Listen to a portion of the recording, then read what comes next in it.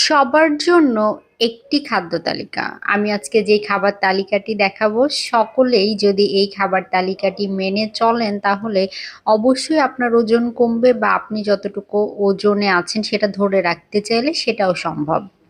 চলুন জেনে নেই কিভাবে সেই তালিকাটি তৈরি করবেন। সবার জন্য একটি খাবার তালিকা। এটা শুরু করার জন্য সবার প্রথমে যেটা করতে হবে, শুনে খুবই সবাই তো নিশ্চয়ই খুশি হয়ে গেছেন যে একটি খাবার তালিকায় ওজন কমবে সবার বা ওজন ধরে রাখা সম্ভব। এমন যদি বিজ্ঞাপন দেখেন তাহলে অবশ্যই সেটাকে স্কিপ করবেন। আমি এখন যে ভিডিওটি বানাচ্ছি আসলে এই ভিডিওটি আমি দীর্ঘ সময় ধরে বানানোর প্ল্যানিং করছিলাম, কারণ আমি নিজে দীর্ঘ সময় ধরে যেহেতু পুষ্টিবিদ হিসেবে প্র্যাকটিস করছি, আমি বিভিন্ন গ্রুপ দেখতে পাই। সেটা মেসেঞ্জারে, ফেসবুকে, হোয়াটসঅ্যাপে বিভিন্ন গ্রুপগুলোতে দেখি যে একটা খাবার তালিকায় গ্রুপ করে সবাই মেনে চলছেন। এটা আসলে কখনোই সম্ভব না। কেন সম্ভব না সে বিষয়টি আজকে বিস্তারিত তুলে ধরবো। একটু বড় হবে ভিডিওটা, আশা করি সাথে থাকবেন। আপনাদের সাথে আছি আমি পুষ্টিবিদ নাহিদ আহমেদ। বেশিরভাগ ক্ষেত্রে দেখা যায় এখন এইগুলো খুবই বেশি অ্যাভেলেবেল, কিন্তু এই ধরনের ডায়েট করে হয়তো সাময়িকভাবে একটি ফলাফল পাবেন, কিন্তু দীর্ঘ সময় সেই ওজনটা কমিয়ে যেটা ফেললেন সেই ওজনটা ধরে রাখা অসম্ভব। পাশাপাশি আপনি হয়তো দ্রুত ওজন কমিয়ে ফেলছেন, কিন্তু সেটা বেড়ে যেতেও খুবই কম সময় লাগবে। তাই অবশ্যই চেষ্টা করতে হবে একটি কাস্টমাইজ ডায়েট চার্ট বা পার্সোনালাইজড ডায়েট চার্ট আমরা যেটাকে বলি, সেই ডায়েট চার্টটি মেনে ওজন কমানোর জন্য, যেটা দীর্ঘস্থায়ী, যেটা আপনাকে ভালো ফলাফল দিবে, যেটা ধরে রাখা সহজ হবে। কারণ আপনি কম সময়ের মধ্যে ওজন কমিয়ে ফেললেন, কিন্তু সেটা যদি ধরে রাখতে না পারেন তাহলে কখনোই সেটা আপনার জন্য ফলপ্রসূ হবে না। চলুন জেনে নেই একটা ডায়েট চার্ট আসলে সবাই মেনে চলা কেন সম্ভব না। আমি এখানে কিছু ম্যাথের ফর্মুলা নিয়ে আসলে বসে গেছি। একটা এক্সাম্পল হিসেবে আমি ব্যবহার করছি 30 বছর বয়সী রায়হানের বর্তমান ওজন 80 কেজি, তার উচ্চতা 5 ফুট 8 ইঞ্চি। আমাদের কারোর ক্যালোরি চাহিদা বের করার আগে সবার প্রথমে যেটা করতে হয় সেটা, একজন আইডিয়াল মানুষের কথা আমি দেখাচ্ছি। ধরুন 30 বছর বয়সী রায়হান নামে একজন মানুষ আছে, তার বর্তমান ওজন 80 কেজি আর তার উচ্চতা হচ্ছে 5 ফুট 8 ইঞ্চি। যে কোনো মানুষের ক্যালোরি চাহিদা বের করার সবার প্রথম কাজ হচ্ছে তার বিএমআর বের করা। বিএমআরটা আসলে কি?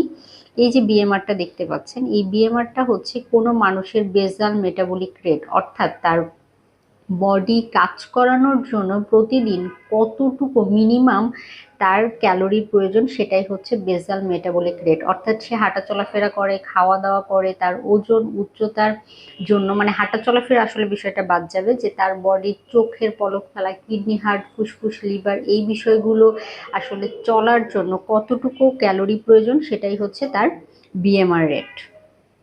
তো দেখেন বিএমআর এর একটা ফর্মুলা আছে, সেই ফর্মুলাটা হচ্ছে এই যে আমি যে ফর্মুলাটা দিয়েছি, 66.47 প্লাস 13.75 ইন্টু তার ওয়েট ইন কেজি, তার হাইট সেন্টিমিটারে কনভার্ট করতে হবে, minus 6.75 into age in years.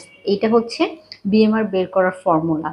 তো যে রায়হান ছিলেন তার আসলে ওজন কেজিতে হচ্ছে 80 কেজি, আর তার সেন্টিমিটারে হাইট, আমরা যেটা 5 ফুট 8 ইঞ্চি বলি, সেটাকে সেন্টিমিটারে আসলে কনভার্ট করলে আসছে 172 সেন্টিমিটার, আর তার বয়স ছিল 30। তো এই ইকুয়েশনটা বের করে আমার দাঁড়াচ্ছে হচ্ছে 1823, অর্থাৎ তার বডির ইন্টারনাল অ্যাক্টিভিটিসগুলো চালানোর জন্য প্রয়োজন 1823 ক্যালোরি, যেটা তার প্রতিদিন প্রয়োজন হবে। এতটুকু ক্যালোরি আসলে তার হাঁটা চলাফেরা বাদ দিয়ে, তার মানে তার চোখের পলক ফেলছে, কিডনি, হার্ট, ফুসফুস, লিভার কাজ করছে, তার বডির ইন্টারনাল রক্ত প্রবাহিত হচ্ছে, অর্থাৎ সব কিছু ইন্টারনাল অ্যাক্টিভিটিস মিলিয়ে তার মিনিমাম এতটুকু ক্যালোরি লাগবে। এখন দেখেন এই রায়হান যখন কোনো কাজ করে না, অর্থাৎ সে বাড়ি থাকে, হাঁটা চলাফেরা করে, অফিসে যায়, চলে আসে, গাড়িতে করে অফিসে যায়, এক্সট্রা কোনো অ্যাক্টিভিটিস আসলে তার নেই, তখন তার ক্যালোরি চাহিদা কত থাকবে? যখন কোনো মানুষ এক্সট্রা করে কোনো ব্যায়াম করে না, অর্থাৎ কোনো অ্যাক্টিভিটিস তেমন থাকে না, অফিসে যায়, এক কথায় যদি বলি সেডেন্ডারি লাইফস্টাইল যখন সে লিড করে, তখন তার আসলে কি থাকে, বিএমআর এর সাথে 1.2 যদি গুণ করে দেওয়া যায় তাহলে তার ক্যালোরি চাহিদা বের হয়ে যাচ্ছে। তার মানে যখন এই লোকটা কোনো কাজ করে না, রেগুলার অফিসে যাচ্ছে, খাওয়া দাওয়া হাঁটা চলাফেরা করছে, তখন তার ক্যালোরি চাহিদা হচ্ছে 2187 ক্যালোরি।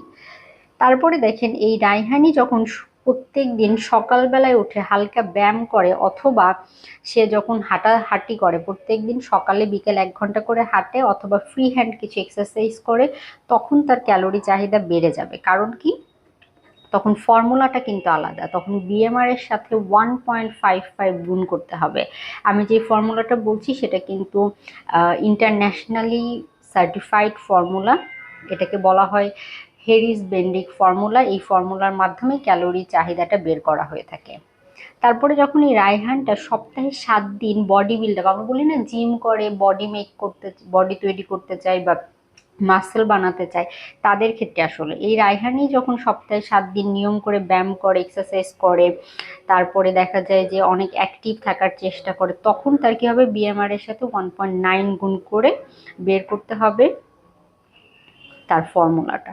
অর্থাৎ একই মানুষ, সে কতটুকু হাঁটা চলাফেরা করে, কতটুকু ব্যায়াম করে, এই বিষয়টার উপরেও কতটা নির্ভর করছে ক্যালোরিটা। তাহলে দেখেন, আমি যে আপনাদেরকে ইকুয়েশন করি, একটা মানুষ যে কোনো ব্যায়াম করে না, সে 3 দিন ব্যায়াম করে, 7 দিন ব্যায়াম করে, অর্থাৎ একটা মানুষ হাঁটা চলাফেরা ব্যায়াম বা ফিজিক্যালি কতটুকু অ্যাক্টিভ, সেটার সাথেই কতটা ভ্যারি করে খাবার তালিকা। যখন সে একেবারে অ্যাক্টিভ ছিল না তখন তার 2187 এখানে আমরা বের করেছি। যখন সে আরেকটু কাজ করে বা ব্যায়াম করে, 2 বেলা 1 ঘন্টা করে হাঁটে, তখন 2825। যখন সে বডি বিল্ড করতে চায় বা রেগুলার ফিজিক্যাল অ্যাক্টিভ, জিমে যায়, অ্যাক্টিভিটিস বেশি, সকালবেলায় বিকেলবেলায় হাঁটছে, জিম করছে, হার্ডওয়ার্ক করছে, তখন 3463। অর্থাৎ একটা মানুষ একই বয়সে শুধু এই হাঁটা চলাফেরার পরিবর্তনের জন্য ক্যালোরি এত ভ্যারি করছে। তাহলে আপনি আমি প্রত্যেকটা মানুষ ভিন্ন, আমাদের বয়স ভিন্ন, আমাদের কাজের ধরন ভিন্ন। আমরা কিভাবে আশা করি একটা তালিকা একটা গ্রুপে তৈরি করে আপনারা সবাই মেনে চলছেন, সেটার রেজাল্ট পেলেও সেটা দীর্ঘস্থায়ী হবে? যদি করে থাকেন, আশা করি আমার এই ভিডিওটি দেখে এখনই সচেতন হবেন। আমি খুব সহজ করে বুঝিয়ে দেওয়ার চেষ্টা করেছি। একজনের জামা আরেকজনের শরীরে ফিটিং হলেও দেখতে কিন্তু অনেক সময় মনে হয় ম্যাচ করে গেছে, কিন্তু কোথাও না কোথাও কিন্তু ফিটিংস একটু সমস্যা থাকেই। ঠিক সেইভাবে আমাদের খাদ্য তালিকাটা এর থেকেও সূক্ষ্ম। একজনের খাবার তালিকা আরেকজন মেনে চললে সাময়িক রেজাল্ট পাবেন, সেটা দীর্ঘস্থায়ী করানো কখনোই সম্ভব না। অবশ্যই একজন বিশেষজ্ঞকে দেখিয়ে, তিনি খাদ্য পুষ্টিবিজ্ঞানে অভিজ্ঞ নাকি, সার্টিফাইড নাকি, তার ব্যাকগ্রাউন্ড কি, সেটা জেনে যাচাই করে তারপরেই তার দেওয়া খাদ্য তালিকা মেনে চলবেন। না হলে রেজাল্ট পেলেও সেটা দীর্ঘস্থায়ী হবে না। নিজেদের সচেতন হওয়ার সময় কিন্তু